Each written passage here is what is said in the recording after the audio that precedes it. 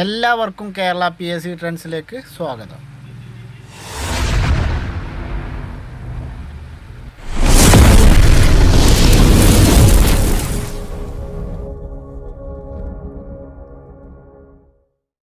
ഇന്ന് നമ്മൾ പുതിയൊരു മൊഡ്യൂളാണ് തുടങ്ങുന്നത്. ആറ്റത്തിൻ്റെ ഘടന എന്നുള്ള ഈ മൊഡ്യൂളിൽ നമുക്ക് 4 ചാപ്റ്ററാണ് ചർച്ച ചെയ്യാനുള്ളത്.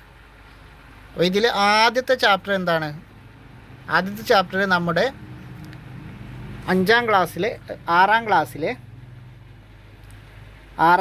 9ാമത്തെ അധ്യായമായ ചേർക്കാം പിരിക്കാം എന്നുള്ള ചാപ്റ്ററാണ് നമുക്ക് ഈ മൊഡ്യൂളിൽ ആദ്യമായി ചർച്ച ചെയ്യാനുള്ളത്.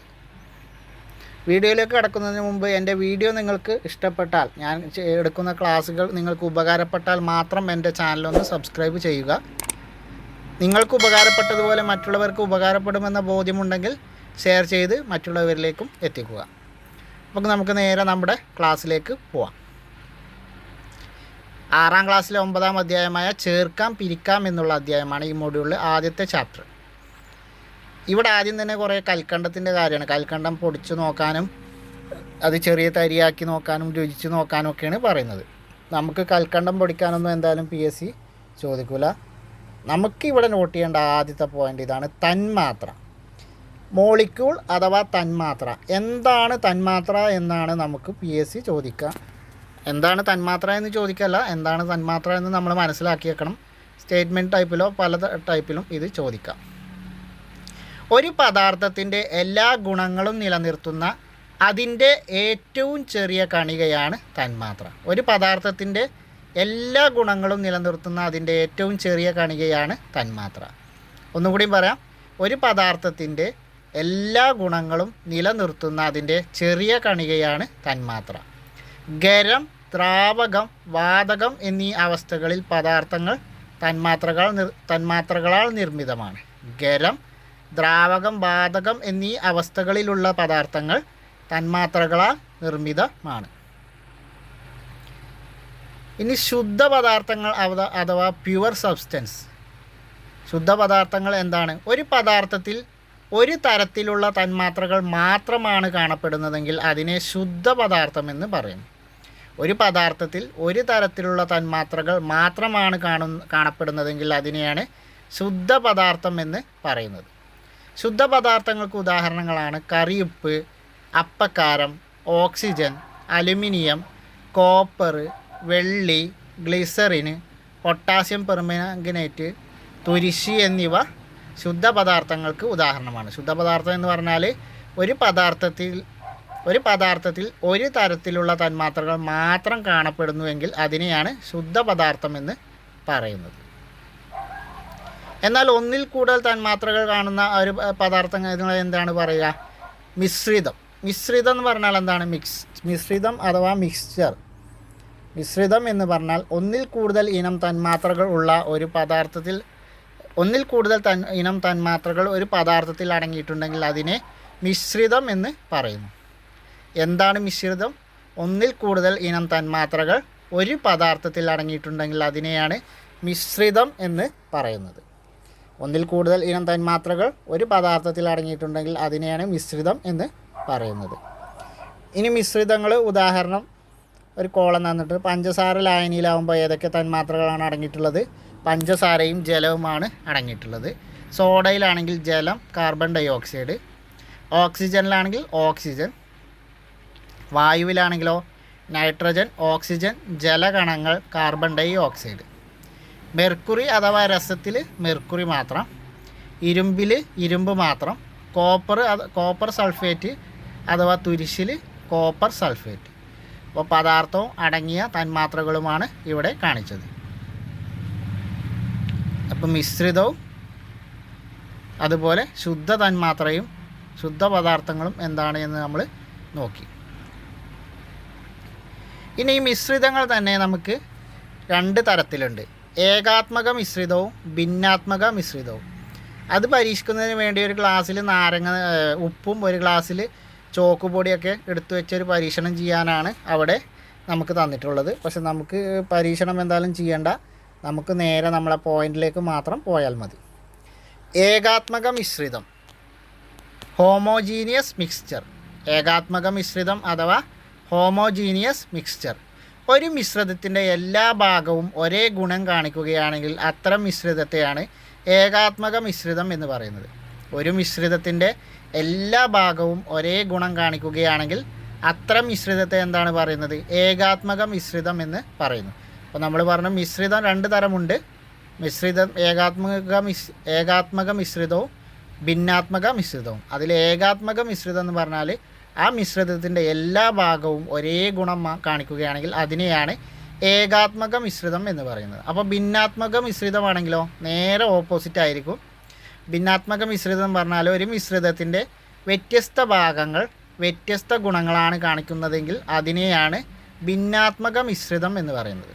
ഒരു മിശ്രിതത്തിൻ്റെ വ്യത്യസ്ത ഭാഗങ്ങൾ വ്യത്യസ്ത ഗുണങ്ങളാണ് കാണിക്കുന്നതെങ്കിൽ അതിനെയാണ് ഭിന്നാത്മക മിശ്രിതം എന്ന് പറയുന്നത്.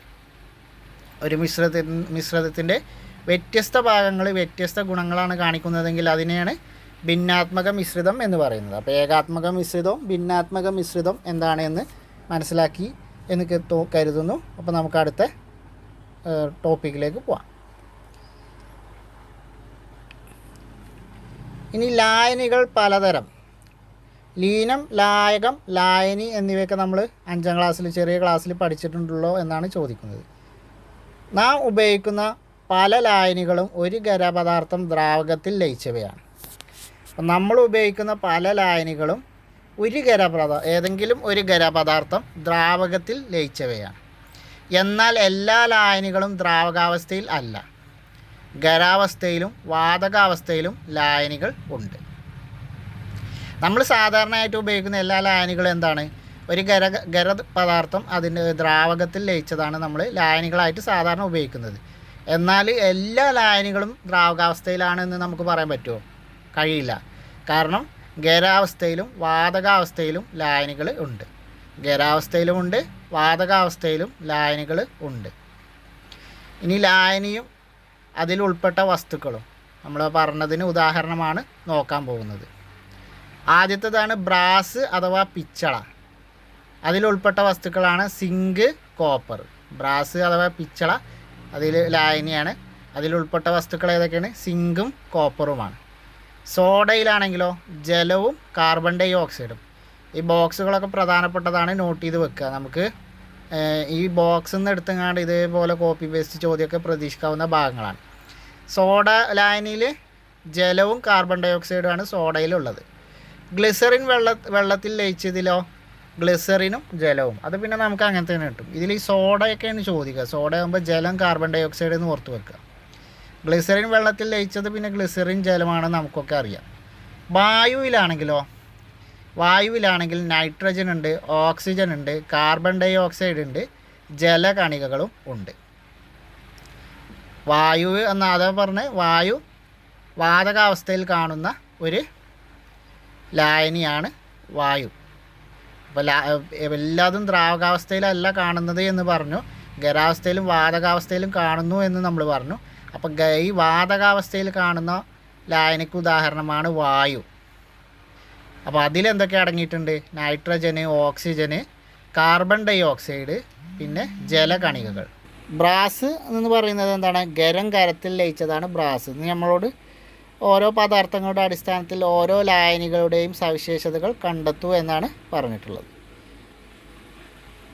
അപ്പോൾ ബ്രാസ് എന്നുള്ളത് ഖരത്തിൽ ലയിച്ചതാണ്. പിന്നെ അങ്ങനെ ഓരോന്ന് കണ്ടെത്താനാണ് പറഞ്ഞിട്ടുള്ളത്. അപ്പോൾ അവിടെയൊന്നും നോക്കേണ്ട ആവശ്യമില്ല. ഒന്നിലധികം വസ്തുക്കൾ കലർന്നതോ ലയിച്ചതോ ആയ പദാർത്ഥങ്ങളാണ് നമ്മൾ ഇതുവരെ പരിശോധിച്ചത്. ഇനി നമുക്കിത് വേർതിരിക്കുക എന്നുള്ളതാണ്. നമുക്ക് ഈ പദാർത്ഥങ്ങളെ വേർതിരിക്കാനുള്ളതിനെ കുറിച്ചാണ് പറയുന്നത്. മണലും വെള്ളവും കലർന്ന മിശ്രിതത്തിൽ നിന്ന് മണൽ എങ്ങനെ വേർതിരിച്ചെടുക്കാം? കൂട്ടുകാരുമായി ആലോചിച്ച് ചർച്ച ചെയ്ത് നോക്കൂ എന്നൊക്കെ നമ്മളോട് ജസ്റ്റ് ഒന്ന് പറയാണ്. അപ്പോൾ ഇനി നമ്മൾ പോയിൻ്റ് വരുന്നത്, ഒരു മിശ്രിതത്തിലെ ഘടക വസ്തുക്കളെ അടിയിച്ച് മുകൾ ഭാഗത്തുള്ള ദ്രാവകത്തെ ഊറ്റിയെടുക്കുന്ന പ്രക്രിയയാണ് തെളിയൂറ്റൽ. അപ്പോൾ നമ്മൾ വേർതിരിച്ചെടുക്കുന്ന പ്രക്രിയയിൽ ആദ്യത്തേതാണ് തെളിയൂറ്റൽ. തെളിയൂറ്റൽ എന്ന് പറഞ്ഞാൽ എന്താണ്? ഒരു മിശ്രിതത്തിലെ ഘടക വസ്തുക്കളെ അടിയിച്ച് മുകൾ ഭാഗത്തുള്ള ദ്രാവകത്തെ ഊറ്റിയെടുക്കുന്ന പ്രക്രിയയാണ് തെളിയൂറ്റൽ. ഒരു മിശ്രിതത്തിലെ ഘടക വസ്തുക്കളെ അടിയിച്ചുകൊണ്ട് മുകൾ ഭാഗത്തുള്ള ദ്രാവകത്തെ ഊറ്റിയെടുക്കുന്ന പ്രക്രിയയാണ് തെളിയൂറ്റൽ. ഒന്നുകൂടി, ഒരു മിശ്രിതത്തിലെ ഘടക വസ്തുക്കളെ അടിയിച്ചുകൊണ്ട് മുകൾ ഭാഗത്തുള്ള ദ്രാവകത്തെ ഊറ്റിയെടുക്കുന്ന പ്രക്രിയ പറയുന്ന പേരാണ് തെളിയൂറ്റൽ. അപ്പോൾ ഈ തെളിയൂറ്റിയാലും ചിലത് നമുക്ക് എന്താ പറയുക അരിച്ചെടുക്കാൻ തെളിയൂറ്റിയാൽ പിന്നെ ഫുള്ളായിട്ട് മാറ്റാൻ കഴിയില്ല, ഘടകവസ്തുക്കളെ വേർതിരിക്കാൻ കഴിയില്ല. അപ്പോൾ അങ്ങനത്തെ തെളിയൂറ്റൽ കഴിഞ്ഞിട്ടും ഘടകവസ്തുക്കളുള്ളതിനെ നമുക്ക് എങ്ങനെയൊക്കെ വേർതിരിക്കാം എന്നുള്ളതാണ് അടുത്തതിൽ.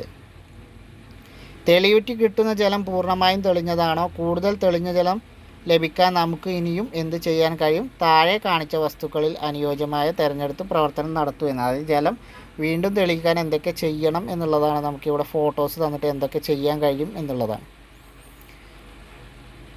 ഇനി നമുക്കിവിടെ നോട്ട് ചെയ്യേണ്ട പോയിൻ്റാണ്, ഒരു മിശ്രിതത്തിലെ ഘടക പദാർത്ഥങ്ങളെ അരിപ്പ ഉപയോഗിച്ച് വേർതിരിക്കുന്ന രീതിയാണ് അരിക്കൽ. അപ്പോൾ നമ്മൾ തെളിയൂറ്റിയിട്ടും ചിലത് നമുക്ക് വേർതിരിക്കാൻ കഴിയില്ല. അപ്പോൾ വേറൊരു മെത്തേഡ് എന്താണ്? അരിപ്പ ഉപയോഗിച്ച് വേർതിരിക്കുന്ന അരിക്കൽ മെത്തേഡ്. അരിപ്പ ഉപയോഗിച്ച് വേർതിരിക്കുന്ന അരിക്കൽ മെത്തേഡ്. ഒരു മിശ്രിതത്തിലെ ഘടക പദാർത്ഥങ്ങളെ അരിപ്പ ഉപയോഗിച്ച് വേർതിരിക്കുന്ന രീതിയാണ് അരിക്കൽ. ഇനി അതിൽ ഒരു ലായനിയിൽ ലയിച്ച് ചേർന്നവയെ നമുക്ക് അരിപ്പ ഉപയോഗിച്ച് ഒരിക്കലും വേർതിരിച്ചെടുക്കാൻ കഴിയില്ലല്ലോ. അപ്പോൾ അതിനെ എങ്ങനെയാണ് വേർതിരിച്ചെടുക്കുന്നത്? ലയിച്ച് പോയതിനെ. ഒരു ദ്രാവകം താപം സ്വീകരിച്ച് അതിൻ്റെ ബാഷ്പമായി മാറുന്ന പ്രവർത്തനമാണ് ബാഷ്പീകരണം അഥവാ ഇവാപ്പൊറേഷൻ. ഒരു ദ്രാവകം താപം സ്വീകരിച്ച് അതിൻ്റെ ബാഷ്പമായി മാറുന്ന പ്രവർത്തനമാണ് ബാഷ്പീകരണം അഥവാ ഇവാപ്പൊറേഷൻ. അപ്പോൾ ഇങ്ങനെ ഈ ദ്രാവകം താപം സ്വീകരിച്ച് അതിൻ്റെ ബാഷ്പമായി മാറുന്ന പ്രവർത്തനമാണ് ബാഷ്പീകരണം എന്ന് പറഞ്ഞു. ഇങ്ങനെ ബാഷ്പീകരണം നടത്തിയിട്ട് നമുക്ക് ഘടകങ്ങൾ വേർതിരിച്ചെടുക്കാൻ കഴിയും. നമ്മൾ ഉദാഹരണം പറയുകയാണെങ്കിൽ നമ്മൾ കടൽ ജലത്തിൽ നിന്ന് ഉപ്പ് വേർതിരിക്കുന്നത് ഇതുപോലെ ബാഷ്പീകരണം നടത്തിയാണ്. ഇനി നമുക്ക് ഈ പറഞ്ഞ മെത്തേഡുകൾ, ഇരുമ്പ് പൊടി വേർതിരിക്കാൻ ഈ പറഞ്ഞ ഒരു മെത്തേഡും നമുക്ക് കഴിയില്ല. ഈ ഒരു മെത്തേഡിൽ നമുക്ക് ഇരുമ്പ് പൊടി വേർതിരിക്കാൻ കഴിയില്ല. അപ്പോൾ അതിന് വേറൊരു മെത്തേഡുണ്ട്. അപ്പോൾ ഇരുമ്പ് പൊടി വേർതിരിക്കാനും അല്ലെങ്കിൽ ലോഹങ്ങളും മറ്റുമൊക്കെ വേർതിരിക്കാൻ എന്താണ് ചെയ്യുക? അതിനാണ് നമ്മൾ കാന്തം ഉപയോഗിക്കുന്നത്. കാന്തം ഉപയോഗിച്ചുകൊണ്ടാണ് ഇരുമ്പ് പൊടിയൊക്കെ നമ്മൾ വേർതിരിച്ചെടുക്കുന്നത്. ലോഹവാതിലുകളും ഗേറ്റുകളും ഉണ്ടാക്കുന്ന ഒരു പണിശാലയിൽ അലുമിനിയം പൈപ്പുകളും ഇരുമ്പ് പൈപ്പുകളും മുറിച്ചപ്പോൾ ഉണ്ടാകുന്ന പൊടികൾ ചേർന്ന് കിടക്കുകയാണ്. ഇവയിൽ നിന്ന് ഇരുമ്പ് പൊടിയും അലുമിനിയം പൊടിയും എങ്ങനെ വേർതിരിക്കാം? അപ്പോൾ ഒരു ഉദാഹരണം നമുക്ക് പറഞ്ഞു നിൽക്കണം. അപ്പോൾ എങ്ങനെയാണ് നമുക്ക് ഇതിൽ നിന്ന് വേർതിരിക്കാൻ കഴിയുക? എന്നിട്ട് താഴെ കുറേ സാധനങ്ങൾ കൊടുത്ത് അതിന് ഏതുകൊണ്ടാണ് വേർതിരിക്കുക? സ്പൂൺ കൊണ്ട് കഴിയുമോ? ഇല്ല. ഫിൽറ്റർ പേപ്പർ കൊണ്ട് കഴിയുമോ? ഇല്ല. ഫണൽ കൊണ്ട് ഇല്ല. ചായ അരിപ്പ ഇല്ല. കാന്തം കൊണ്ട് കഴിയും. കാരണം കാന്തം ഇരുമ്പ് പൊടികളെല്ലാം കാന്തത്തിൽ ഒട്ടിപ്പിടിക്കും. അതേപോലെ ടെസ്റ്റ് ട്യൂബ് കൊണ്ട് ഒരിക്കലും കഴിയില്ല. അപ്പോൾ ഇരുമ്പ് പൊടിയുടെ എന്ത് പ്രത്യേകതയാണ് ഇതിനായി നിങ്ങൾ ഉപയോഗിച്ചത് എന്ന് പറഞ്ഞു. അപ്പോൾ കാന്തത്തിലേക്ക് ഇരുമ്പ് പൊടികൾ ആകർഷിക്കപ്പെടും. അപ്പോൾ നമുക്ക് ഇരുമ്പ് പൊടികൾ വേർതിരിക്കാൻ കാന്തം ഉപയോഗിച്ചാണ് നമ്മൾ വേർതിരിക്കേണ്ടത്. ഇനി കൊപ്ര ആട്ടിയെടുത്ത ശേഷം വെളിച്ചെണ്ണ വീട്ടിൽ കൊണ്ടുവരാറില്ലേ? അതിൽ ശേഷിക്കുന്ന പിണ്ണാക്കിൻ്റെ അംശം നീക്കാൻ നമ്മുടെ വീടുകളിൽ എന്താണ് ചെയ്യുന്നത് എന്നൊക്കെ ചോദിക്കുകയാണ്. നമുക്ക് 6ാം ക്ലാസ് അല്ലേ, അപ്പോൾ കുട്ടികളോട് ചോദിക്കുന്ന പോലെ ചോദിച്ചിരിക്കുകയാണ്. ഇനി മണ്ണ് മണ്ണും നല്ലൊരു അരിപ്പയാണ്. കിണറിലേക്ക് വരുന്ന ഉറവ് വെള്ളം തെളിഞ്ഞിരിക്കുന്നത് എന്തുകൊണ്ടാണ്? കാരണം അത് മണ്ണ് വെള്ളത്തെ ശുദ്ധീകരിച്ചത് കൊണ്ടാണ്. അപ്പോൾ മണ്ണ് നല്ലൊരു അരിപ്പയാണെന്നുള്ളതിൻ്റെ ഉദാഹരണമാണ്. അതുപോലെ കക്കൂസ് ടാങ്ക് കിണറിൻ്റെ അടുത്താണെങ്കിൽ കിണർ വെള്ളത്തിൽ മാലിന്യം കലരാനുള്ള സാധ്യതയുണ്ടോ എന്നൊക്കെ നമ്മളോട് ചോദ്യം ചോദിച്ചിരിക്കുകയാണ്. അപ്പോൾ മണ്ണും നല്ലൊരു അരിപ്പയാണ് എന്നാണ് ഇതിൽ നമ്മൾ പറയുന്നത്. മണ്ണ് അരിച്ചുകൊണ്ട് ശുദ്ധമായ വെള്ളത്തെ തെളിഞ്ഞ ജലമാക്കി മാറ്റുന്നു.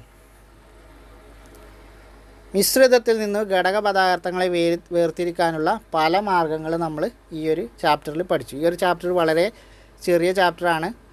6ാം ക്ലാസ്സിലെ ചാപ്റ്ററല്ലേ, നമുക്ക് വളരെ കുറച്ച് പോയിൻറ്റുകൾ മാത്രമേ ഇതിൽ പഠിക്കാനുള്ളൂ. സയൻസ് ആകുമ്പോൾ നമുക്ക് കൂടുതൽ ഡീപ്പായിട്ട് പോകാനൊന്നും ഉണ്ടാവില്ല. പോയിൻ്റ് മാത്രം പെറുക്കിയെടുത്താൽ മതി. ബാക്കിയുള്ളതൊക്കെ അധികം നമുക്കിതുപോലെ ഓരോ പരീക്ഷണങ്ങളും നിരീക്ഷണങ്ങളൊക്കെ ചെയ്യുന്നതിന് വേണ്ടിയിട്ടായിരിക്കും. അപ്പോൾ ഇനി നമ്മൾ ഓരോന്നും ഇതുപോലെ ഡയഗ്രാം വരച്ചിട്ട് നോട്ടിൽ എഴുതാനാണ്. ഉപ്പ് ലായനിയിൽ ഉപ്പ് വേർതിരിക്കുന്നു, അതേപോലെ പെറുക്കി മാറ്റൽ, അരിയിൽ നിന്ന് കല്ല് പെറുക്കി മാറ്റുന്നു എന്നൊക്കെ പറഞ്ഞിട്ട് തന്നിക്കുകയാണ്. അപ്പോൾ ഇത്രയാണ് നമുക്ക് ഈ ഒരു ചാപ്റ്ററിൽ പഠിക്കാനുള്ളത്. ഇനി നമ്മൾ നോക്കാൻ പോകുന്നത് 8ാം ക്ലാസ്സിലെ 4ാമത്തെ അധ്യായമായ പദാർത്ഥ സ്വഭാവം എന്നുള്ളതാണ്. 8ാം ക്ലാസ് സയൻസിലെ 4ാമത്തെ അധ്യായമായ പദാർത്ഥ സ്വഭാവം എന്നുള്ള ചാപ്റ്ററാണ് ഇനി നമ്മൾ നോക്കാൻ പോകുന്നത്. ആദ്യം തന്നെ ഇവിടെ കുറേ സാധനങ്ങൾ ഫോട്ടോ കൊടുത്തിട്ടുണ്ട്. ഇനി ഓരോ ചോദ്യങ്ങൾ ചോദിക്കണം. ഓരോ വസ്തുവിലും എന്തൊക്കെ പദാർത്ഥങ്ങൾ അടങ്ങിയിരിക്കുന്നു എന്നൊക്കെ നമ്മളോട് കണ്ടെത്താൻ പറയണം.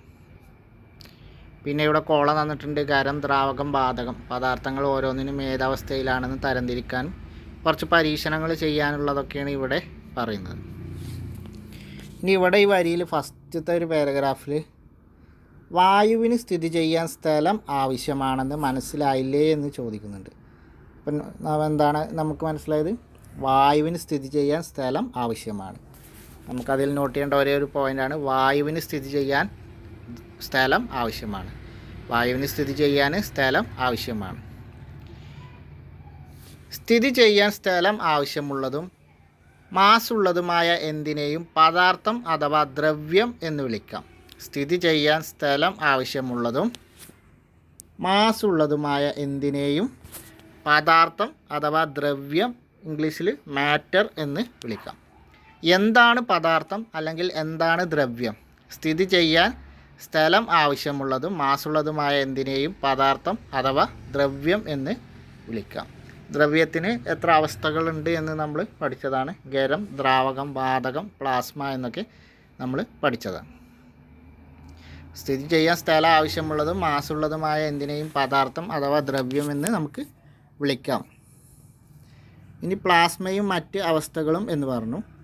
ഈ ദ്രവ്യത്തിൻ്റെ അവസ്ഥകൾ നമ്മൾ പറയാണ്. ഖരം, ദ്രാവകം, വാതകം എന്നീ അവസ്ഥകളിലും കൂടാതെ മറ്റു ചില അവസ്ഥകളിലും പദാർത്ഥം കാണപ്പെടുന്നു. അപ്പോൾ പദാർത്ഥങ്ങൾ പ്രധാനമായും കാണപ്പെടുന്ന അവസ്ഥ ഖരം, ദ്രാവകം, വാതകം എന്നാണ് ഈ അവസ്ഥകളിലാണ്. പക്ഷേ ഇതല്ലാതെ മറ്റു ചില അവസ്ഥകളിലും പദാർത്ഥങ്ങൾ അഥവാ ദ്രവ്യം കാണപ്പെടുന്നുണ്ട്. ദ്രവ്യത്തിൻ്റെ 4ാമത്തെ അവസ്ഥ, പദാർത്ഥം അഥവാ ദ്രവ്യത്തിൻ്റെ 4ാമത്തെ അവസ്ഥയാണ് പ്ലാസ്മ. ദ്രവ്യത്തിൻ്റെ 4ാമത്തെ അവസ്ഥ ഏതാണ്? പ്ലാസ്മയാണ്. സൂര്യൻ്റെയും മറ്റു നക്ഷത്രങ്ങളുടെയും കേന്ദ്രഭാഗത്ത് പദാർത്ഥം പ്ലാസ്മ അവസ്ഥയിൽ കാണപ്പെടുന്നു. ദ്രവ്യത്തിൻ്റെ 4ാമത്തെ അവസ്ഥയാണ് പ്ലാസ്മ. സൂര്യൻ്റെയും നക്ഷത്രങ്ങളുടെയും കേന്ദ്രഭാഗത്ത് പദാർത്ഥം ഏതവസ്ഥയിലാണ് കാണപ്പെടുന്നത്? പ്ലാസ്മ അവസ്ഥയിലാണ് കാണപ്പെടുന്നത്. ദ്രവ്യത്തിൻ്റെ 4ാമത്തെ അവസ്ഥ ഏതാണ്? പ്ലാസ്മയാണ്. സൂര്യൻ്റെയും മറ്റു നക്ഷത്രങ്ങളുടെയും കേന്ദ്രഭാഗത്ത് പദാർത്ഥങ്ങൾ കാണപ്പെടുന്ന അവസ്ഥ ഏതാണ്? അതും പ്ലാസ്മയാണ്. അപ്പോൾ പ്ലാസ്മയെക്കുറിച്ചുള്ള ഈ 2 പോയിൻ്റുകൾ നോട്ട് ചെയ്തു എന്ന് കരുതുന്നു. ഉന്നതമായ താപനിലയിൽ കണികകൾ അയോണീകരിക്കപ്പെടുന്ന അവസ്ഥയിൽ നിലനിൽക്കുന്ന പദാർത്ഥത്തിൻ്റെ അവസ്ഥയാണ് പ്ലാസ്മ. ഉന്നതമായ താപനിലയിൽ കണികകൾ അയോണീകരിക്കപ്പെടുന്ന അവസ്ഥയിൽ നിലനിൽക്കുന്ന പദാർത്ഥത്തിൻ്റെ അവസ്ഥയാണ് പ്ലാസ്മ. ഉന്നതമായ, അതായത് ഏറ്റവും കൂടിയ താപനിലയിൽ പദാർത്ഥത്തിൻ്റെ കണികൾ എന്ത് ചെയ്യും? അയോണീകരിക്കപ്പെടും. അയോണീകരിക്കപ്പെട്ട ആ അവസ്ഥയിൽ നിലനിൽക്കുന്ന ആ പദാർത്ഥങ്ങളുടെ അവസ്ഥയാണ് നമ്മൾ പ്ലാസ്മ എന്ന് പറയുന്നത്. ഇനി നമ്മളിപ്പോൾ 4 അവസ്ഥകൾ പറഞ്ഞു. ഇനി പദാർത്ഥത്തിന് 5ാമത്തെയും 6ാമത്തെയൊക്കെ അവസ്ഥയുണ്ട്. പദാർത്ഥത്തിൻ്റെ 5ാമത്തെ അവസ്ഥ ഏതാണ്? ബോസ്-ഐൻസ്റ്റീൻ കണ്ടൻസേറ്റ് ആണ്. ബോസ്-ഐൻസ്റ്റീൻ കണ്ടൻസേറ്റ് ആണ് പദാർത്ഥത്തിൻ്റെ 5ാമത്തെ അവസ്ഥ. പദാർത്ഥത്തിൻ്റെ അഥവാ ദ്രവ്യത്തിൻ്റെ 5ാമത്തെ അവസ്ഥ ഏതാണ്? Bose-Einstein condensate. പ്രീവിയസ് ക്വസ്റ്റ്യൻ ആയിരുന്നു. 6ാമത്തെ അവസ്ഥ ഏതാണ്? Fermionic condensate. ഫെർമയോണിക് കണ്ടൻസേറ്റ് ആണ് ദ്രവ്യത്തിൻ്റെ 6ാമത്തെ അവസ്ഥ. Bose-Einstein കണ്ടൻസേറ്റും fermionic കണ്ടൻസേറ്റും. 5ാമത്തെ അവസ്ഥ ഏതാണ്? Bose-Einstein condensate. 6ാമത്തെ അവസ്ഥ എന്ന് പറയുന്നത് ഫെർമയോണിക് കണ്ടൻസേറ്റ്. പദാർത്ഥത്തിൻ്റെ മറ്റൊരവസ്ഥ, ഈ 6 അവസ്ഥയല്ലാതെ വേറൊരവസ്ഥ കൂടിയുണ്ട്. അതിനാണ് സൂപ്പർ ഫ്ലൂയിഡ് അവസ്ഥ എന്ന് പറയുന്നത്. അപ്പോൾ പദാർത്ഥത്തിന് 6 അവസ്ഥകൾ നമ്മൾ പറഞ്ഞു. അതുകൂടാതെ വേറൊരവസ്ഥ കൂടിയുണ്ട്. അതാണ് സൂപ്പർ ഫ്ലൂയിഡ് അവസ്ഥ എന്ന് പറയുന്നത്. എന്നാൽ നമ്മൾ ഈ ഖരം, ദ്രാവകം, വാതകം എന്നീ അവസ്ഥകളെ, പ്ലാസ്മ, ഈ അവസ്ഥകൾ പറഞ്ഞു. ഇതല്ലാതെ വരുന്ന ബാക്കിയുള്ള ഈ 3 അവസ്ഥകളും നമുക്ക് ലാബിൽ പ്രത്യേകം സാഹചര്യങ്ങളിൽ സൃഷ്ടിക്കാൻ മാത്രം കഴിയുന്ന അവസ്ഥയാണ്. ലാബിൽ കൃത്രിമമായിട്ട് പ്രത്യേക സാഹചര്യങ്ങളിലൂടെ സൃഷ്ടിക്കാൻ കഴിയുന്ന അവസ്ഥകളാണ് നമ്മളീ പറഞ്ഞ ബോസ് ഐൻസ്റ്റീൻ കണ്ടൻസേറ്റ് ആയാലും ഫെർമയോണിക് കണ്ടൻസേറ്റ് ആയാലും സൂപ്പർ ഫ്ലൂയിഡ് അവസ്ഥയായാലും ഈ അവസ്ഥകളൊക്കെ നമുക്ക് ലാബിൽ ചില പ്രത്യേക സാഹചര്യങ്ങളിൽ മാത്രം സൃഷ്ടിക്കാൻ കഴിയുന്ന അവസ്ഥകളാണ്. ബാക്കി നമ്മൾ പറഞ്ഞ 4 അവസ്ഥകളും ഇവിടെ അന്തരീക്ഷത്തിൽ നിലവിലുള്ള അവസ്ഥകളാണ്. വീണ്ടും പരീക്ഷണങ്ങൾ ചെയ്യാനാണ്. 3/4 ഭാഗം ജലമെടുക്കുക, അങ്ങനെ വേണ്ടിട്ട്. ഇനി ഓരോ പദാർത്ഥവും നഗ്നനേത്രങ്ങൾ കൊണ്ട് കാണാൻ കഴിയാത്തത്ര ചെറിയ കണികകളാൽ നിർമ്മിതമാണ്. ഓരോ പദാർത്ഥവും നഗ്നനേത്രങ്ങൾ കൊണ്ട് കാണാൻ കഴിയാത്തത്ര ചെറിയ കണികകളാൽ നിർമ്മിതമാണ്. ഇത്തരം കണികകൾ ഒരു പദാർത്ഥത്തിൻ്റെ എല്ലാ സ്വഭാവവും ഉൾക്കൊള്ളുന്നവയാണ്. ഓരോ പദാർത്ഥവും നഗ്നനേത്രങ്ങൾ കൊണ്ട് കാണാൻ കഴിയാത്തത്ര ചെറിയ കണികകളാൽ നിർമ്മിതമാണ്. ഈ കണികകളെല്ലാം ഒരു പദാർത്ഥത്തിൻ്റെ എല്ലാ സ്വഭാവവും ഉൾക്കൊള്ളുന്നവയാണ്. ഇപ്പോൾ ഈ കണികകൾക്കൊക്കെ പദാർത്ഥത്തിൻ്റെ എല്ലാ സ്വഭാവവും ഉള്ള ചെറു കണികകളാണ്. അത് നമുക്ക് നഗ്നനേത്രങ്ങൾ കൊണ്ട് കാണാൻ കഴിയാത്ത അത്ര ചെറിയ കണികകളാണ്. ഇനി വിവിധ അവസ്ഥകളിലുള്ള പദാർത്ഥങ്ങളുടെ കണികകളുമായി ബന്ധപ്പെട്ട മറ്റു ചില സവിശേഷതകൾ പട്ടികപ്പെടുത്തു, ശ്രദ്ധിക്കൂ എന്നൊക്കെ പറഞ്ഞിട്ട്. കണികകൾ തമ്മിൽ അകലമുണ്ട്, കണികകൾ നിരന്തരം ചലിക്കുന്നു, കണികകൾ പരസ്പരം ആകർഷിക്കുന്നു എന്നൊക്കെ പറഞ്ഞൊരു പോയിൻ്റുകൾ തന്നിട്ടുള്ളതാണ്. ഇനി 3 ഫോട്ടോസ് ഞാൻ കാണിച്ചു തരാം. അതിന് ശേഷം താഴെ 3 ക്വസ്റ്റ്യന് നിങ്ങൾ ഉത്തരം എഴുതണം. ആദ്യം ഖരാവസ്ഥയിലുള്ള ക്രമീകരണം നോക്കൂ. ഖരാവസ്ഥയിലുള്ള കണികകളുടെ ക്രമീകരണം, ഫസ്റ്റ് ഫോട്ടോ അതാണ്. ഖരാവസ്ഥയിൽ കണികകൾ എങ്ങനെയാണ് ക്രമീകരിച്ചത് എന്ന് നോക്കിയല്ലോ. ഇനി നമുക്ക് ദ്രാവകാവസ്ഥയിലാവുമ്പോൾ കണികകളുടെ ക്രമീകരണം ഇതുപോലെയാണ്. രണ്ടാമത്തെ ചിത്രം മൈൻഡിൽ കയറി എന്ന് വിചാരിക്കുന്നു. ഇനി മൂന്നാമത്തെ വാതകാവസ്ഥയിലാണെങ്കിൽ നോക്കൂ കണികകൾ എങ്ങനെയാണ് എന്നുള്ളത് വാതകാവസ്ഥയിൽ. ഇനി നമുക്ക് 3 ക്വസ്റ്റ്യൻസ് ഉണ്ട്, അതിനുത്തരം നിങ്ങൾ പറയാം. ഖരം, ദ്രാവകം, വാതകം എന്നീ 3 അവസ്ഥകളിലും കണികകളുടെ ക്രമീകരണം ഒരുപോലെയാണോ? നിങ്ങളോടാണ് ചോദ്യം. ആണോ? അല്ല. നമ്മൾ 3 ഫോട്ടോ കണ്ടു, 3ലും വ്യത്യസ്ത രീതിയിലാണ് കണികകളുടെ ക്രമീകരണം. അപ്പോൾ ഒരുപോലെ അല്ല. ഇവയിൽ ഏത് അവസ്ഥയിലാണ് കണികകൾ വളരെ അടുത്തായി സ്ഥിതി ചെയ്യുന്നത്? ഏതവസ്ഥയിലാണ് കണികകൾ വളരെ അടുത്തായി സ്ഥിതി ചെയ്യുന്നത്? യെസ്, ഒന്നാമത്തെ ഫോട്ടോ കണ്ടില്ലേ? ഖരാവസ്ഥയിലാണ് കണികകൾ വളരെ അടുത്തായി സ്ഥിതി ചെയ്യുന്നത്. ഫോട്ടോ കണ്ടോ? ഖരാവസ്ഥയിലാണ് കണികകൾ വളരെ അടുത്തായിട്ട് സ്ഥിതി ചെയ്യുന്നത്. അപ്പോൾ കിട്ടിയല്ലോ, ഖരാവസ്ഥയിലാണ് കണികകൾ വളരെ അടുത്തായിട്ട് സ്ഥിതി ചെയ്യുന്നത്. ഇനി അടുത്ത ചോദ്യം എന്താണ്? കണികകൾ തമ്മിലുള്ള അകലം ഏറ്റവും കൂടുതലുള്ളത് ഏത് അവസ്ഥയിലാണ്? കണികകൾ തമ്മിലുള്ള അകലം ഏറ്റവും കൂടുതൽ ഉള്ളത് ഏത് അവസ്ഥയിലാണ്? കിട്ടിയോ? ഓക്കെ, തീർച്ചയായിട്ടും വാതകാവസ്ഥയിലാണ്. മൂന്നാമത്തെ ചിത്രം. അപ്പോൾ കണികകൾ തമ്മിലുള്ള അകലം ഏറ്റവും കൂടുതലുള്ളത് വാതകാവസ്ഥയിലാണ്. ചിത്രം നോക്കൂ. വാതകാവസ്ഥയിലാണ് കണികകൾ തമ്മിലുള്ള അകലം ഏറ്റവും കൂടുതൽ. ദ്രാവകാവസ്ഥയിൽ കൂടുതലാണോ? കണികൾ തമ്മിൽ ഇല്ല. ഖരാവസ്ഥയിൽ നമ്മൾ പറഞ്ഞു കണികകൾ ഏറ്റവും അടുത്ത് സ്ഥിതി ചെയ്യുന്ന അവസ്ഥയാണ് ഖരാവസ്ഥ. ദ്രാവകാവസ്ഥ ആകുമ്പോൾ ചെറിയൊരു വ്യത്യാസം വരും. എന്നാൽ വാതകാവസ്ഥയിൽ നോക്കൂ, കണികകൾ തമ്മിൽ അകലുണ്ട്, വളരെ അകലുണ്ട്. അപ്പോൾ കണികകൾ തമ്മിൽ ഏറ്റവും അകലത്തിൽ സ്ഥിതി ചെയ്യുന്ന അവസ്ഥയാണ് വാതകാവസ്ഥ. ഏറ്റവും അടുത്ത് ഒരുമിച്ച് സ്ഥിതി ചെയ്യുന്ന അവസ്ഥയാണ് ഖരാവസ്ഥ. ഇതിൻ്റെ രണ്ടിൻ്റെ ഇടയിലാണ് ദ്രാവകാവസ്ഥയിൽ കണികകൾ ക്രമീകരണം. അപ്പോൾ ആ ചിത്രം നോക്കി പഠിച്ചാലുള്ള ഗുണം ഇതാണ്. ഇനി ഇത് നിങ്ങളെ മനസ്സിൽ നിന്ന് പോവില്ല. അവസ്ഥാ പരിവർത്തനം അഥവാ ചേഞ്ച് ഓഫ് സ്റ്റേറ്റ്. അവസ്ഥാ പരിവർത്തനം അഥവാ ചേഞ്ച് ഓഫ് സ്റ്റേറ്റ്. ഐസ് ചൂടാക്കുമ്പോൾ ജലമായി മാറും. ജലം വീണ്ടും ചൂടാക്കിയാൽ തിളച്ച് അതെന്താകും? നീരാവിയാകും. നമുക്ക് ആ അവസ്ഥാ പരിവർത്തനത്തിൻ്റെ ഒരു ഉദാഹരണം പറഞ്ഞതാണ്. ഐസ് എന്ത് ചെയ്യും? ചൂടാക്കി കഴിഞ്ഞാൽ അത് ജലമാകും. ആ ജലം വീണ്ടും ഓവറായി ചൂടാക്കി കഴിഞ്ഞാൽ എന്താണ്? അത് തിളച്ചുകാണ്ട് നീരാവിയായി പോകുന്നു. അപ്പോൾ ഇതാണ് ഈ അവസ്ഥാ പരിവർത്തനം. ഇപ്പോൾ നമ്മളിവിടെ ഉണ്ട്, ഖരപദാർത്ഥം ചൂടാക്കുന്നു, വാതകമാകുന്നു എന്നൊക്കെ പറഞ്ഞു. അതുപോലെ ഇതിൻ്റെ ഫോട്ടോസ് കാണിച്ചു തന്നു. ഖരാവസ്ഥയിൽ കണികകൾ ഇങ്ങനെ ആയിരിക്കും. അത് ചൂടാക്കുമ്പോൾ അത് ദ്രാവകമാകുമ്പോൾ കണികകൾ ഇങ്ങനെ ആയിരിക്കും. ഈ ദ്രാവകാവസ്ഥയെ വീണ്ടും ചൂടാക്കി കഴിയുമ്പോൾ അത് വാതകാവസ്ഥയിലായിട്ട് കണികകൾ ഇതുപോലെ ആയിരിക്കും. അപ്പോൾ എന്താണ് സംഭവിക്കുന്നത്? ഇങ്ങനെ ചൂടാക്കുമ്പോൾ കണികകളുടെ ഊർജ്ജം കൂടുന്നു, കണികകൾ തമ്മിലുള്ള അകലം കൂടുന്നു, കണികകൾ തമ്മിലുള്ള ആകർഷണ ബലം കുറയുന്നു, കണികകളുടെ ചലനം എന്താവുന്നു? കൂടുന്നു. അപ്പോൾ ഖരാവസ്ഥയിലാണ് ആകർഷണ ബലം ഏറ്റവും കൂടുതലുണ്ടാകുക. അപ്പോൾ പദാർത്ഥങ്ങൾ ചൂടാക്കുമ്പോൾ എന്തൊക്കെ സംഭവിക്കുക? കണികകളുടെ ഊർജ്ജം കൂടും. അപ്പോൾ അതിനനുസരിച്ച് കണികകൾ തമ്മിലുള്ള അകലം കൂടും, കണികകൾ തമ്മിലുള്ള ആകർഷണം കുറയും, കണികകളുടെ ചലനം എന്താവും? അത് കൂടുകയും ചെയ്യുന്നു. അതുകൊണ്ടാണ് വാതകത്തിലൊക്കെ ഇങ്ങനെ വരുന്നത്, കണികകൾ വളരെ അകലത്തായി സ്ഥിതി ചെയ്യുന്നത്. താപം നൽകിയാണല്ലോ ഖരത്തെ ദ്രാവകവും ദ്രാവകത്തെ വാതകവും ആക്കി മാറ്റിയത്. തീർച്ചയായിട്ടും അങ്ങനെ തന്നെയാണല്ലോ. ഖരപദാർത്ഥങ്ങളിലെ കണികൾക്ക് വളരെ അടുത്ത് സ്ഥിതി ചെയ്യുന്നു, അവക്ക് ചലന സ്വാതന്ത്ര്യം വളരെ കുറവാണ്. ഖരപദാർത്ഥങ്ങൾ നമ്മൾ ആ ഫോട്ടോയിൽ കണ്ടാൽ തന്നെ അറിയാലോ, അവ വളരെ അടുത്ത് സ്ഥിതി ചെയ്യുന്നത് കൊണ്ട് തന്നെ അവർക്ക് ചലന സ്വാതന്ത്ര്യം, ചലിക്കാനുള്ള അവിടെ സ്ഥലം ഇല്ല. ദ്രാവകാവസ്ഥയിലാണെങ്കിലോ കണികകൾ താരതമ്യേന അടുത്ത് സ്ഥിതി ചെയ്യുന്നു. ഖരാവസ്ഥയിലുള്ളതിനേക്കാൾ കൂടുതൽ സ്വാതന്ത്ര്യത്തോടെ കണികകൾ ചലിക്കുന്നു. ദ്രാവകാവസ്ഥയിലാകുമ്പോൾ നമ്മൾ രണ്ടാമത്തെ ഫോട്ടോ കണ്ടു.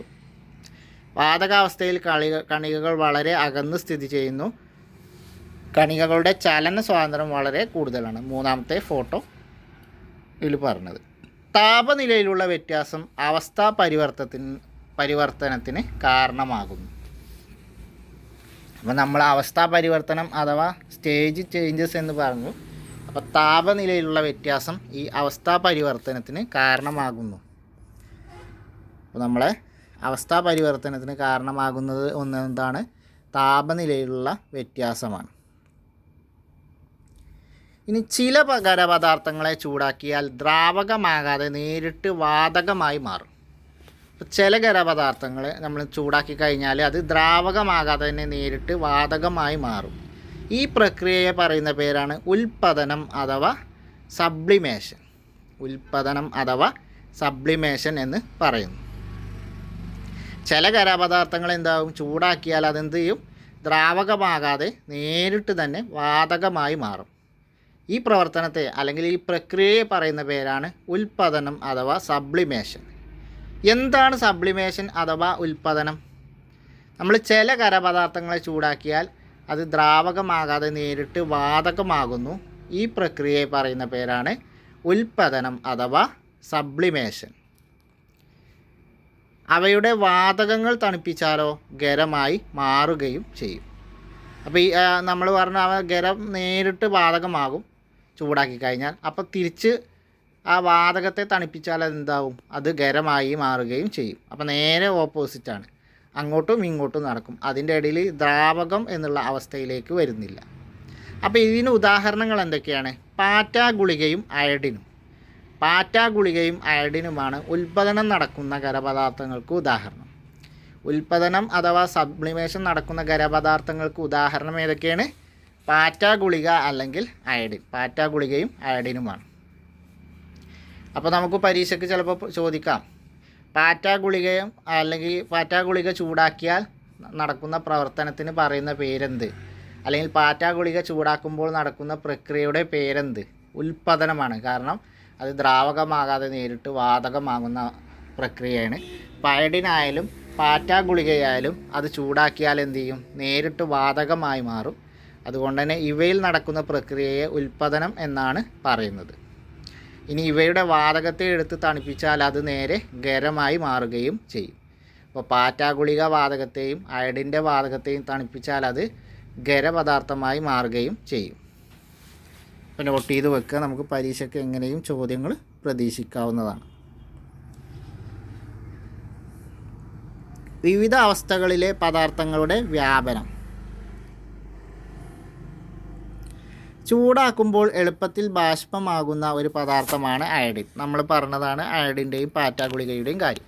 ചൂടാക്കുമ്പോൾ വളരെ എളുപ്പത്തിൽ ബാഷ്പമാകുന്ന ഒരു പദാർത്ഥം ഏതാണ്? അയഡിനാണ്, അയഡിനും പാറ്റ ഗുളികയും. ഇനി ഇവിടെയൊക്കെ ഒരു പരീക്ഷണം ചെയ്യാനാണ്, അതൊക്കെ കുട്ടികൾക്കുള്ള ഒരു പ്രവർത്തനമാണ്, അതങ്ങനെ ചെയ്യുക. ചന്ദനത്തിരിക്ക് സുഗന്ധമുണ്ടല്ലോ, ചന്ദനത്തിരി കത്തിക്കുമ്പോഴാണ് അതിൻ്റെ സുഗന്ധം മുറിയിൽ വ്യാപിക്കുന്നത്. കത്തിക്കുമ്പോൾ സുഗന്ധം പെട്ടെന്ന് വ്യാപിക്കാനുള്ള കാരണം അതും ഇതുവരെയാണ് ഉൽപ്പന്നമാണ്, കാരണം പെട്ടെന്ന് വാതകമായി മാറുന്നു. താപനിലയും വ്യാപനവും തമ്മിൽ ബന്ധമുണ്ടോ? ബന്ധമുണ്ട്. താപനിലയും വ്യാപനവും തമ്മിൽ ബന്ധം ഉണ്ട്. ചൂടുള്ള ഭക്ഷണത്തിൻ്റെ ഗന്ധം ദൂരത്തേക്ക് പെട്ടെന്ന് വ്യാപിക്കുന്നത് എന്തുകൊണ്ട്? അപ്പം ഇനി നമ്മൾ പറയുന്നത് ഈ ചന്ദനത്തിരിയുടെ കാര്യം പറഞ്ഞത്, ചന്ദനത്തിരി കത്തിക്കുമ്പോൾ സുഗന്ധം ഉണ്ടാകും. അതിൻ്റെ കാരണം എന്താണ്? ഈ പ്രക്രിയ പറയുന്ന പേരാണ് വ്യാപനം. അപ്പോൾ എന്താണ് വ്യാപനം എന്ന് നോക്കാം. ചലന സ്വാതന്ത്ര്യമുള്ള കണികകൾ സ്വയമേവ പരസ്പരം കലരുന്നതിനെയാണ് വ്യാപനം അഥവാ ഡിഫ്യൂഷൻ എന്ന് പറയുന്നത്. ചലന സ്വാതന്ത്ര്യമുള്ള കണികകൾ സ്വയമേവ പരസ്പരം കലരുന്നതിനെ വ്യാപനം അഥവാ ഡിഫ്യൂഷൻ എന്ന് പറയുന്നു. എന്താണ് വ്യാപനം? ചലന സ്വാതന്ത്ര്യമുള്ള കണികകൾ സ്വയമേവ പരസ്പരം കലരുന്നതിനെയാണ് വ്യാപനം അഥവാ ഡിഫ്യൂഷൻ എന്ന് പറയുന്നത്. വ്യാപനത്തിൻ്റെ ഉദാഹരണമാണ് ചന്ദനത്തിരി കത്തിക്കുമ്പോൾ അതിൻ്റെ സുഗന്ധം പരക്കുന്നത്. അതുപോലെ ഭക്ഷണങ്ങൾ ഉണ്ടാക്കുമ്പോൾ അതിൻ്റെ സ്മെല്ല് പരക്കുന്നതൊക്കെ നമുക്ക് വ്യാപനത്തിൻ്റെ ഉദാഹരണങ്ങളാണ്. ചൂടുള്ള ഭക്ഷണത്തിൻ്റെ ഗന്ധം ദൂരത്തേക്ക് പെട്ടെന്ന് വ്യാപിക്കുന്നത്, ചന്ദനത്തിരി കത്തിക്കുമ്പോൾ അതിൻ്റെ സ്മെല്ല് വ്യാപിക്കുന്നതൊക്കെ വ്യാപനത്തിന് ഉദാഹരണമാണ്. അത് ചെയ്യാനുള്ള പരീക്ഷണങ്ങളാണ് അവിടെ തന്നിട്ടുള്ളത്.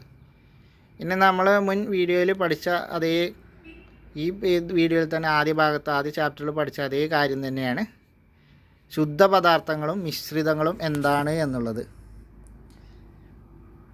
പദാർത്ഥങ്ങളെ ശുദ്ധ പദാർത്ഥങ്ങളെന്നും മിശ്രിതങ്ങളെന്നും വിളിക്കാം നമുക്ക്. അപ്പോൾ അതെന്താണ്? ഒരേ സ്വഭാവമുള്ള കണികകളാൽ നിർമ്മിതമായ പദാർത്ഥങ്ങളെയാണ് ശുദ്ധ പദാർത്ഥങ്ങൾ എന്ന് വിളിക്കുന്നത്. ഒരേ സ്വഭാവമുള്ള കണികകളാൽ നിർമ്മിതമായ പദാർത്ഥങ്ങളെയാണ് നമ്മൾ ശുദ്ധ പദാർത്ഥങ്ങൾ അഥവാ എന്ത് വിളിക്കുന്നത്? Pure substance. ശുദ്ധ പദാർത്ഥങ്ങൾ അഥവാ പ്യുവർ സബ്സ്റ്റൻസ് എന്ന് വിളിക്കുന്നത്.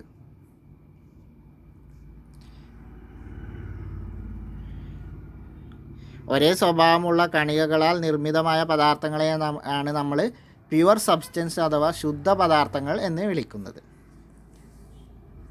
വ്യത്യസ്ത സ്വഭാവമുള്ള കണികകളാൽ നിർമ്മിതമായ പദാർത്ഥങ്ങളെയാണ് നമ്മൾ മിശ്രിതങ്ങൾ അഥവാ മിക്സ്ചേഴ്സ് എന്ന് വിളിക്കുന്നത്. ഒരേ സ്വഭാവമുള്ള കണികകളുള്ള പദാർത്ഥങ്ങളെ എന്തെന്ന് നമ്മൾ വിളിക്കുന്നത്? ശുദ്ധ പദാർത്ഥങ്ങൾ എന്ന് വിളിക്കും. എന്നാൽ വ്യത്യസ്ത കണികകളാൽ നിർമ്മിതമായ പദാർത്ഥങ്ങളെ നമ്മൾ മിശ്രിതങ്ങൾ അഥവാ മിക്സേഴ്സ് എന്ന് വിളിക്കും. ശുദ്ധ പദാർത്ഥങ്ങൾ അഥവാ പ്യുവർ സബ്സ്റ്റൻസ്, മിശ്രിതങ്ങൾ അഥവാ മിക്സേഴ്സ്. രണ്ടും എന്താണെന്ന് മനസ്സിലായി വിചാരിക്കുന്നു. ഇനി നമുക്ക് ഈ മിശ്രിതത്തിലെ ഘടകങ്ങൾ വേർതിരിക്കുന്ന ഓരോ പ്രക്രിയയാണ്. അതും നമ്മൾ ഇതിൻ്റെ ആദ്യ ഭാഗത്ത് കുറേ പറഞ്ഞതാണ്. അരിച്ച് വേർതിരിക്കൽ, അതുപോലെ ഓരോന്ന് പറഞ്ഞതാണ് ഓരോ ഘടകങ്ങൾ എങ്ങനെ വേർതിരിക്കുന്നു എന്നുള്ളത്. പ്രകൃതിയിൽ കാണപ്പെടുന്ന മിക്ക പദാർത്ഥങ്ങളും മിശ്രിതങ്ങളാണ്. അതിൻ്റെ ഉദാഹരണമാണ് മണ്ണ്, കടൽ വെള്ളം, പാറപ്പൊടി, മണൽ, നദീജലം, വായു. അപ്പോൾ ഇവയിലെ ഘടകങ്ങളെയൊക്കെ എങ്ങനെ വേർതിരിക്കാം എന്നുള്ളത് നമ്മൾ ആദ്യ ഭാഗത്ത് പറഞ്ഞതാണ്. അരിക്കൽ, ചായയിൽ നിന്നും ചായച്ചണ്ടി എങ്ങനെയാണ് അരിക്കൽ, അത് ഉപയോഗപ്പെടുത്താനുള്ള കാരണം എന്താണ്? കണികകളുടെ വലിപ്പ വ്യത്യാസം. മിശ്രിതത്തിലടങ്ങിയ ഘടകപദാർത്ഥങ്ങളുടെ സ്വഭാവം അനുസരിച്ച് ഘടകങ്ങളെ വേർതിരിക്കാനുള്ള മാർഗം തിരഞ്ഞെടുക്കാം. അപ്പോൾ നമ്മൾ ഘടകങ്ങളെ വേർതിരിക്കാൻ എന്താണ് ചെയ്യുന്നത്? മിശ്രിതത്തിലെ ഘടക പദാർത്ഥങ്ങളുടെ സ്വഭാവം അനുസരിച്ചാണ് നമ്മൾ ഘടകങ്ങളെ വേർതിരിക്കുന്നതിനുള്ള മാർഗം തിരഞ്ഞെടുക്കുന്നത്. അപ്പോൾ മിശ്രിതത്തിലടങ്ങിയ ഘടക പദാർത്ഥങ്ങളെ വേർതിരിക്കുന്നതിന് അതിലെ ഘടക പദാർത്ഥങ്ങളുടെ സ്വഭാവം അനുസരിച്ചുള്ള നമ്മൾ അതിനെ അടിസ്ഥാനമാക്കിയാണ് നമ്മൾ മാർഗം തിരഞ്ഞെടുക്കുന്നത്. ഇനി സ്വേദനം അഥവാ ഡിസ്റ്റിലേഷൻ. എന്താണ് സ്വേദനം? ഒരു മിശ്രിതത്തിലെ ഒരു ഘടകം ബാഷ്പീകരണശീലമുള്ളതും മറ്റുള്ളവ സാധാരണ രീതിയിൽ ബാഷ്പീകരിക്കാത്തതും ആയാൽ അവയെ വേർതിരിക്കാൻ ഉപയോഗിക്കുന്ന പ്രക്രിയയാണ് സ്വേദനം. ഒരു മിശ്രിതത്തിലെ ഒരു ഘടകം ബാഷ്പീകരണ ശീലമുള്ളതും മറ്റു ഘടകങ്ങൾ സാധാരണ രീതിയിൽ ബാഷ്പീകരിക്കാൻ കഴിയാത്തതുമായ ഘടകങ്ങളുമായാൽ അവയെ വേർതിരിക്കുന്നതിന് വേണ്ടി ഉപയോഗിക്കുന്ന പ്രക്രിയയാണ് സ്വേദനം. സ്വേദനം എന്ന് പറഞ്ഞാൽ അപ്പോൾ അത് എങ്ങനത്തെ ഘടകങ്ങൾ, ആ ഘടകങ്ങളുടെ സവിശേഷതയ്ക്കനുസരിച്ചാണ് നമ്മൾ വേർതിരിക്കൽ പ്രക്രിയ അല്ലെങ്കിൽ പ്രക്രിയ തിരഞ്ഞെടുക്കുക എന്ന് നമ്മൾ പറഞ്ഞു. അപ്പോൾ സ്വേദനത്തിൽ ആകുമ്പോൾ എന്താണ് അതിൻ്റെ പ്രത്യേകത? അത് ആ മിശ്രിതത്തിലെ ഒരു പദാർത്ഥം ബാഷ്പീകരണ ശീലമുള്ളതായിരിക്കും, ബാക്കിയുള്ളവയോ ബാഷ്പീകരണ ശീലം ഇല്ലാത്തതുമായിരിക്കും. ഇത്തരം സാഹചര്യത്തിലാണ് നമ്മൾ സ്വേദനത്തിലൂടെ വേർതിരിക്കൽ നടത്തുന്നത്. ഇവിടെ നമുക്ക് കാണിച്ച ഉപ്പുലായനിയും അതുപോലെ ഉപ്പുലായനിയിൽ ഉപ്പ് നമുക്കറിയാം ബാഷ്പീകരണം അല്ലെങ്കിൽ ബാഷ്പീകരണ സ്വഭാവമുള്ളതാണ് ഉപ്പ്, ഉപ്പ്. പക്ഷേ വെള്ളം ബാഷ്പീകരണ സ്വഭാവം കുറവുള്ളതാണ്. അപ്പോൾ അത് വേർതിരിക്കുന്നത് ഇങ്ങനെയാണ്. അപ്പോൾ ഒന്ന് ഉപ്പിനെ മുകളിലേക്കും ബാഷ്പീകരിച്ചും പോകും, അതേപോലെ ജലം താഴേക്കും വരും. അങ്ങനെയാണ് അതിനെ വേർതിരിക്കുന്നത്. ഈ പ്രക്രിയയാണ് സ്വേദനം എന്ന് പറയുന്നത്.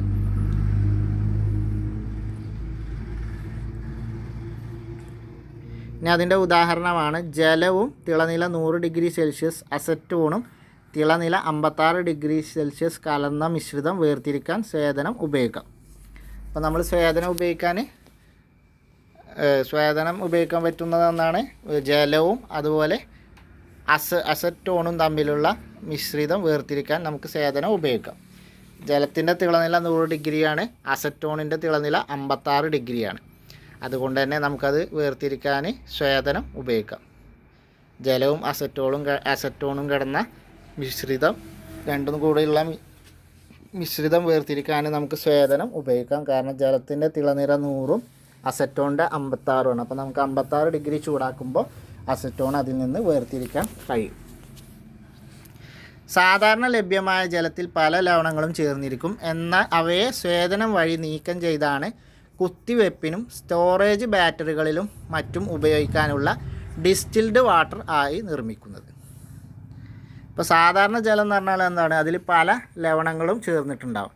ഈ ലവണങ്ങളൊക്കെ സ്വേദനം വഴി നീക്കം ചെയ്തുകൊണ്ടാണ് അതിനെ നമ്മൾ ബാറ്ററി വാട്ടറിൽ അതുപോലെ കുത്തിവെപ്പിനൊക്കെ ഉപയോഗിക്കുന്ന സ്റ്റോറേജ് അതുപോലെ കുത്തിവെപ്പിന് ഉപയോഗിക്കുന്ന ഡിസ്റ്റിൽഡ് വാട്ടറായിട്ട് നിർമ്മിക്കുന്നത്. അപ്പോൾ ഡിസ്റ്റിൽഡ് വാട്ടർ നിർമ്മിക്കുന്ന പ്രക്രിയ ഏതാണ്? സ്വേദനമാണ്.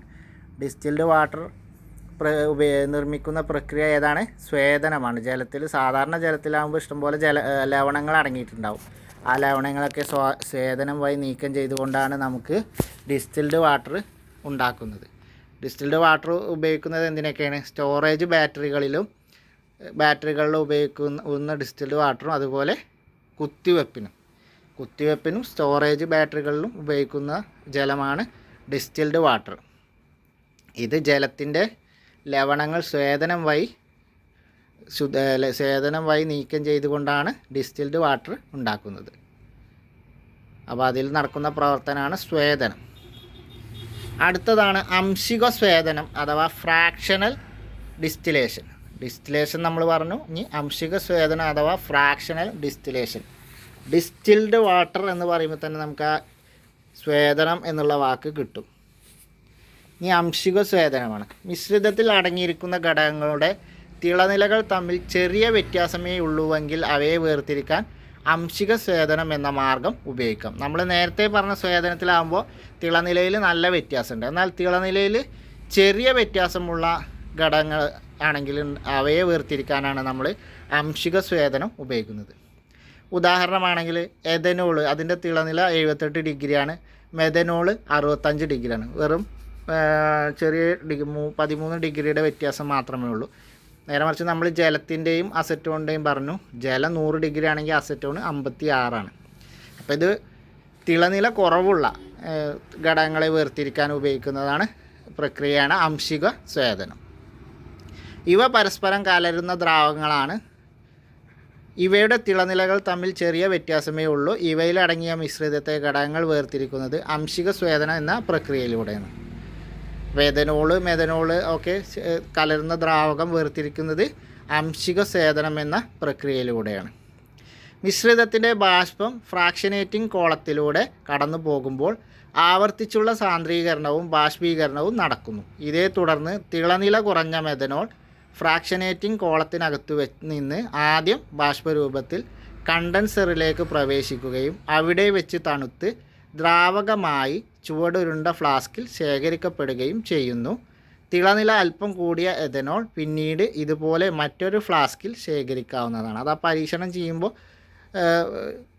ചെയ്യുമ്പോൾ നടക്കുന്ന പ്രവർത്തനത്തെക്കുറിച്ചാണ് പറയുന്നത്.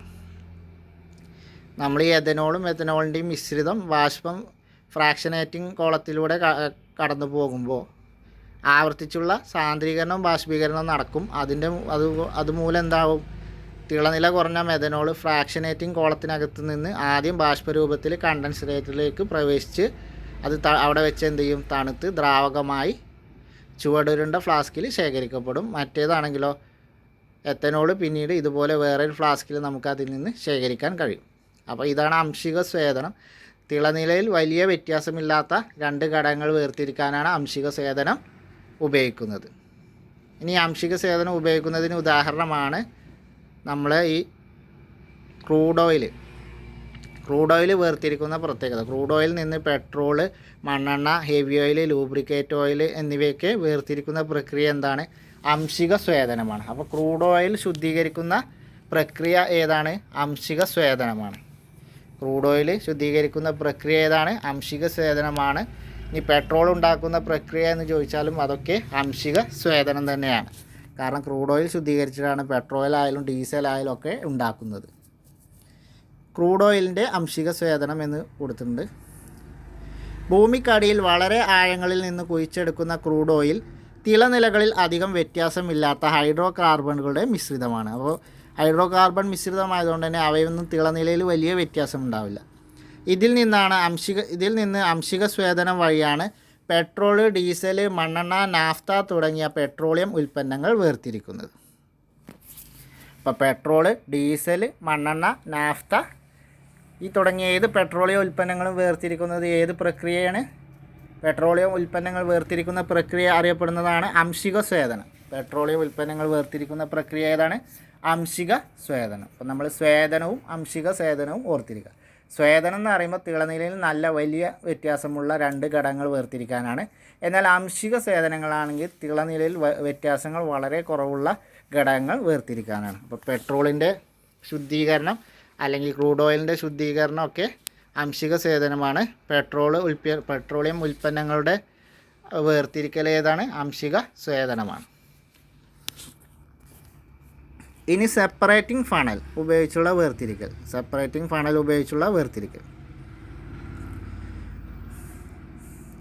ഇവിടെ അതിനുള്ള ഒരു മണ്ണെണ്ണ ഒഴിച്ചെങ്ങാണ്ടുള്ള ഒരു മണ്ണെണ്ണവും ജലവും ഒഴിച്ചുള്ള ഒരു പരീക്ഷണം ചെയ്തു നോക്കാനാണ് പറഞ്ഞത്. പരസ്പരം കലരാത്ത ദ്രാവങ്ങളെ അവയുടെ മിശ്രിതത്തിൽ നിന്ന് വേർതിരിക്കാനുള്ള ഒരു ഉപകരണമാണ് സെപ്പറേറ്റിംഗ് ഫണൽ. അപ്പോൾ എന്താണ് സെപ്പറേറ്റിംഗ് ഫണൽ? പരസ്പരം കലരാത്ത ദ്രാവകങ്ങളെ അവയുടെ മിശ്രിതത്തിൽ നിന്ന് വേർതിരിക്കാനുള്ള ഒരു ഉപകരണമാണ് സെപ്പറേറ്റിംഗ് ഫണൽ. ഇപ്പോൾ ഉദാഹരണം പറയുകയാണെങ്കിൽ നമ്മൾ മണ്ണെണ്ണയും വെള്ളവും ആകുമ്പോൾ രണ്ടും കൂടി ചേരാതെ രണ്ട് ലെയറായിട്ട് നിൽക്കും. അപ്പോൾ അതുപോലെ തന്നെയാണ് നമ്മൾ ഓയിൽ, വെള്ളം, അതുപോലെ മണ്ണെണ്ണ,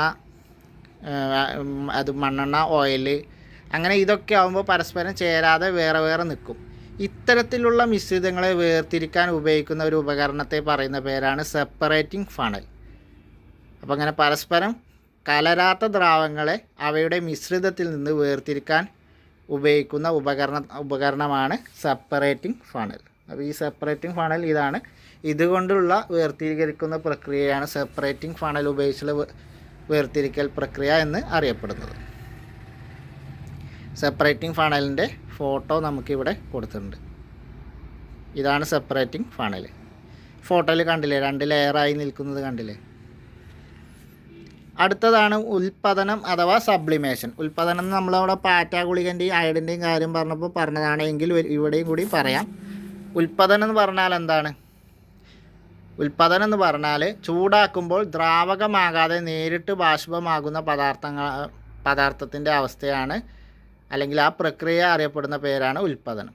ചൂടാക്കുമ്പോൾ ദ്രാവകമാകാതെ നേരിട്ട് ബാഷ്പമാകുന്ന പ്രക്രിയ അറിയപ്പെടുന്ന പേരാണ് ഉൽപ്പതനം. ഇനി ഇവിടെ നമുക്ക് ഒന്ന് ജസ്റ്റ് വായിക്കാം. ചൂടാക്കുമ്പോൾ ദ്രാവകമാകാതെ നേരിട്ട് ബാഷ്പമാകുന്ന പദാർത്ഥമാണല്ലോ അയഡിൻ. ഈ സ്വഭാവമുള്ള മറ്റ് പദാർത്ഥങ്ങൾ ഉണ്ട്.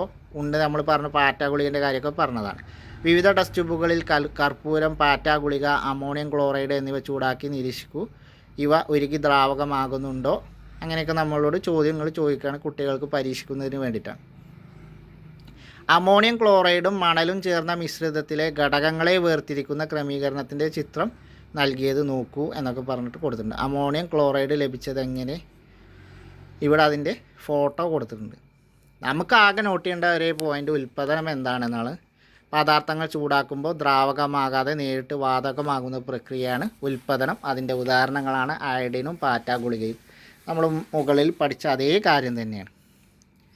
അടുത്ത സെൻട്രിഫ്യൂഗേഷൻ. എന്താണ് സെൻട്രിഫ്യൂഗേഷൻ?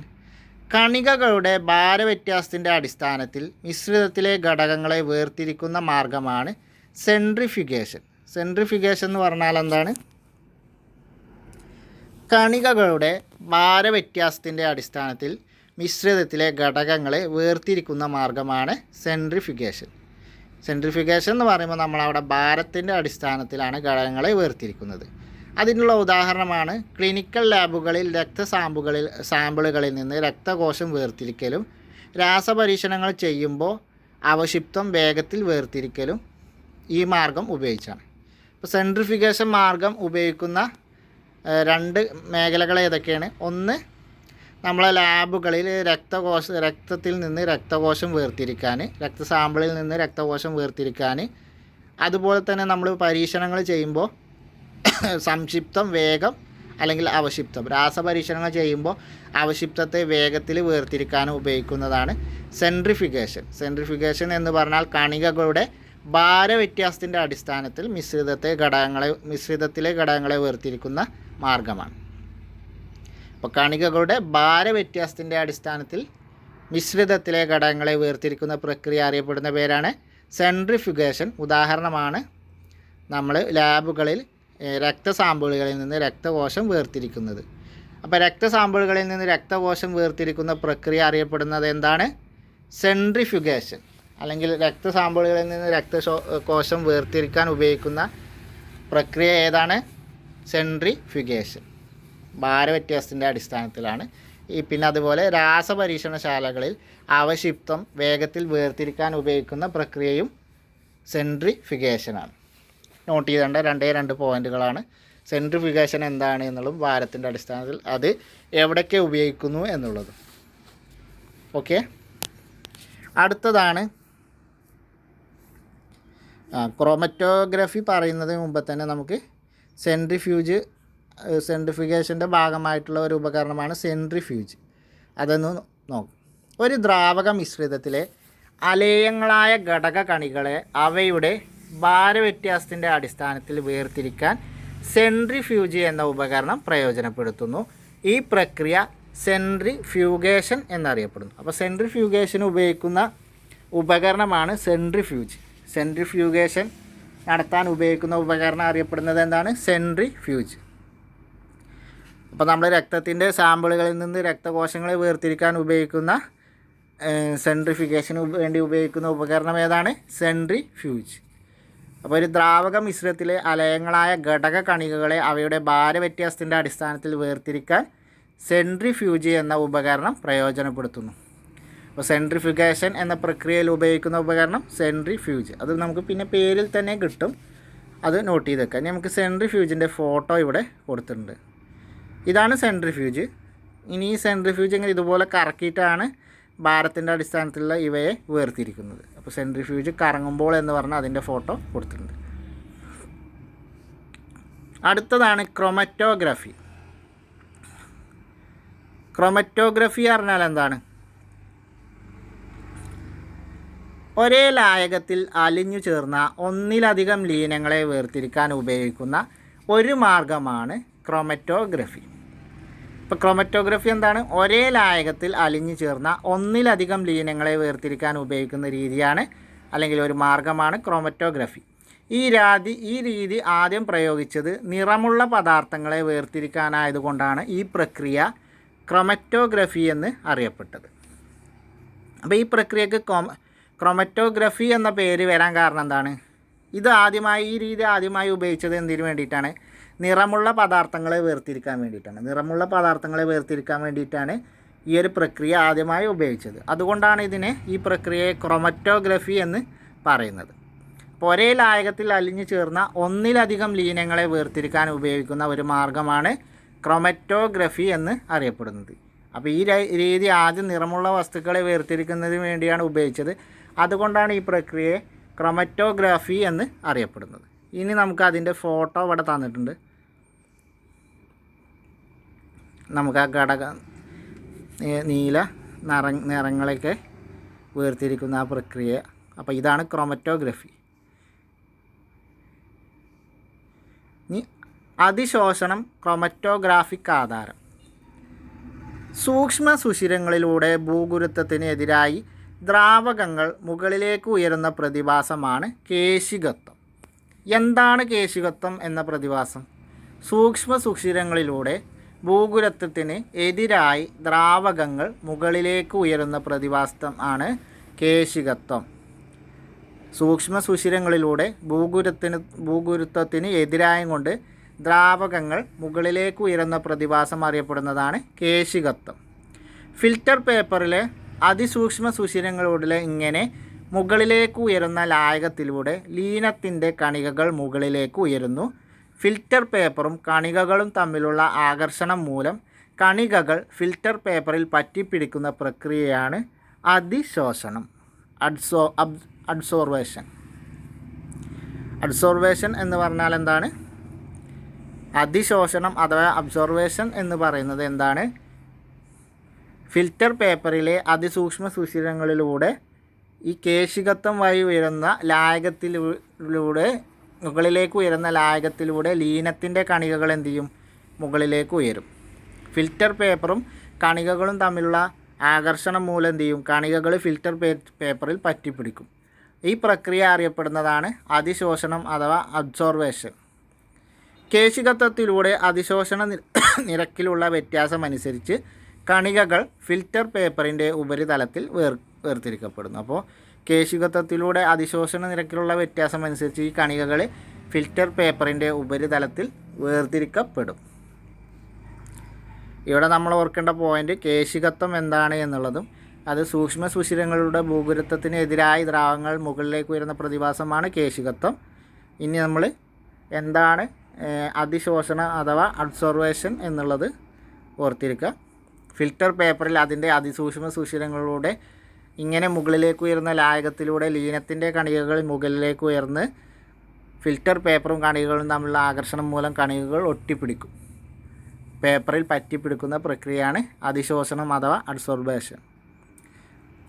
കേശികത്വത്തിലൂടെ അപ്പം ഇങ്ങനെ അതിശോഷണ നിരക്കിലുള്ള വ്യത്യാസമനുസരിച്ച് കണികകൾ ഫിൽറ്റർ പേപ്പറിൻ്റെ ഉപരിതലത്തിൽ ഇതുപോലെ വേർതിരിക്കപ്പെടും. ഇനി ക്രോമറ്റോഗ്രഫി പ്രയോജനപ്പെടുത്തുന്ന ചില സന്ദർഭങ്ങൾ ഏതൊക്കെയാണ്? ചായങ്ങളിൽ നിന്ന് ഘടകങ്ങൾ വേർതിരിക്കാനും രക്തത്തിൽ കലർന്ന വിഷാംശം വേർതിരിച്ചറിയാനും. പ്രധാനപ്പെട്ട 2 പോയിന്റുകളാണ്. രക്തത്തിൽ കലർന്ന വിഷാംശം വേർതിരിച്ചറിയാൻ ഉപയോഗിക്കുന്ന പ്രക്രിയ ഏതാണ്? ക്രോമറ്റോഗ്രഫി. ചായങ്ങളിൽ നിന്ന് ഘടകങ്ങളെ വേർതിരിക്കാൻ ഉപയോഗിക്കുന്ന പ്രക്രിയ ഏതാണ്? ക്രോമറ്റോഗ്രഫി. അപ്പോൾ ക്രോമറ്റോഗ്രഫി ഉപയോഗിക്കുന്ന 2 പ്രക്രിയകൾ ഏതൊക്കെയാണ്? ചായങ്ങളിൽ നിന്ന് ഘടകങ്ങൾ വേർതിരിക്കാനും രക്തത്തിൽ കലർന്ന വിഷാംശങ്ങൾ വേർതിരിച്ചറിയാനും ഉപയോഗിക്കുന്ന പ്രക്രിയയാണ് ക്രോമറ്റോഗ്രഫി. ഇത്രയാണ് നമുക്ക് ഈ ഒരു ചാപ്റ്ററിൽ പഠിക്കാനുള്ളത്. അപ്പോൾ ഇന്നത്തെ വീഡിയോയിൽ നമ്മൾ ഈ മൊഡ്യൂളിൽ 2 ചാപ്റ്ററാണ് പഠിച്ചത്. ഇനി ഈ മൊഡ്യൂളിൽ 2 ചാപ്റ്ററും കൂടി പഠിക്കാനുണ്ട്. നമുക്ക് 9ാം ക്ലാസ്സിലെയും 10ാം ക്ലാസ്സിലെയും ഓരോ ചാപ്റ്ററും കൂടി ഈ മൊഡ്യൂളിൽ പഠിക്കാനുണ്ട്. അപ്പോൾ നമുക്ക് അടുത്ത ദിവസം ആ ക്ലാസ്സുമായി കാണാം. അതുവരെ എല്ലാവർക്കും താങ്ക് യു.